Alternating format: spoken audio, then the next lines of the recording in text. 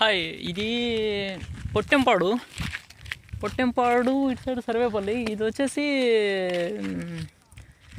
పొట్టెంపాడు సర్వేపల్లి చెరువు అనుకుంటా. ఇది సర్వేపల్లి చెరువేమో. ఇటు సైడు గొలగమూడి వెంకయ్య స్వామి గుడి ఉంటుంది. ఈ చెరువు అనేది ఎంత పెద్దదంటే దీంట్లో చేపలు పడుతూ ఉంటారు. అబ్బా, ఇది నేను మా ఊరు రొయ్యల గుంటల కాడి నుంచి మా వేరే వాళ్ళ రొయ్యల గుంటల కాడికి కొంచెం పని మీద వచ్చాను. హ్యాపీగా ఎండు చేపలు తీసుకున్నా. హిందీ పార్టీ సాంగ్స్ ఉన్నాయి. హ్యాపీగా నైట్కి ఫుల్ ఆ హిందీ పార్టీ సాంగ్స్ పెట్టుకొని ఎండి చేపలు తింటూ అన్నం అలా కలుపుకొని దాంట్లో ఒక స్ప్రైటు లేదు తెచ్చుకొని అలా వేసుకుని ఇలా తింటూ ఉంటే దాంట్లో ఉంటుంది మజా. అలా అంటే ఇలా అంటే మజా కాదు. చూడండి ఎంత ప్రశాంతంగా ఉందో.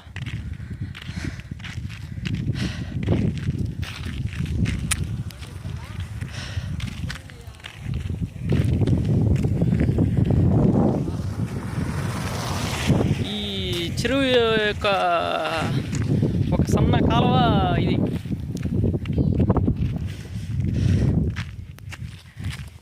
ఇది మా బండి. గత 15 సంవత్సరాల వెనకాల వచ్చి దీంతో ఒక ఫోటో దిగి ఫేస్బుక్లో పెట్టుకున్నా. ఇప్పుడు ఈ బండి నడుపుతా ఉన్నా. ఈ బండిని తీసుకొచ్చి ఇప్పుడు ఇక్కడ చెరువులో పెట్టారు. వాళ్ళు మేత వేసుకొని గీత వేసుకొని బండిని దుగ్గు చేసి పారేసినారు లాస్ట్కి. ఇందాక ఇంకోటి ఏంటంటే, ఈ బండిలో వస్తా ఇటు సైడ్ చూస్తా, ఏడ బ్రేక్ కొట్టినా. కొంచెం ఉంటే అటు సైడ్ అన్నా పడిపోయి ఉండేవాడిని, లేదా ఇటు సైడ్ అన్నా పడిపోయి ఉండేవాడిని. ఇటు సైడ్ వచ్చేసి చాలా మంది ఆ గొలగమూడి కాడ స్టార్ట్ అవుద్ది కట్ట. అది వచ్చేసి సర్వేపల్లి కాడ ఎండ అవుద్ది. చాలా మంది అదుపు తప్పి దీని లోపల కూడా పడిపోయినారంట. చాలా మంది అదుపు తప్పి బండి. అదే మరి చెప్పేది ఏంటంటే, కొంచెం అటకన్నా వెళ్ళేటప్పుడు చూసుకొని వెళ్ళాలా.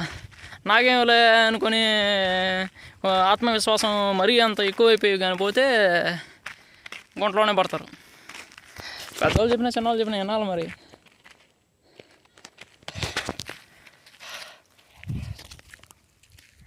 బా, ఎంత కామ్గా ప్రశాంతంగా ఉంది కదా. అటు సైడు ఏదో ఫ్యాక్టరీ కూడా ఉందన్నారు. ఏంటది? అదేదో రొయ్యల మందులతో ఏదో ఫ్యాక్టరీ కూడా ఉందన్నారు. కొత్తగా అది రీసెంట్గా స్టార్ట్ అయింది అది కూడా. తర్వాత ఇటు సైడ్ వచ్చేసి కరెంటు బొగ్గు ఫ్యాక్టరీ, కరెంటు తయారయ్యేది. ఇటు సైడ్ పోయి అటు నుంచి కానీ వెళ్తే కృష్ణపట్నం పోర్ట్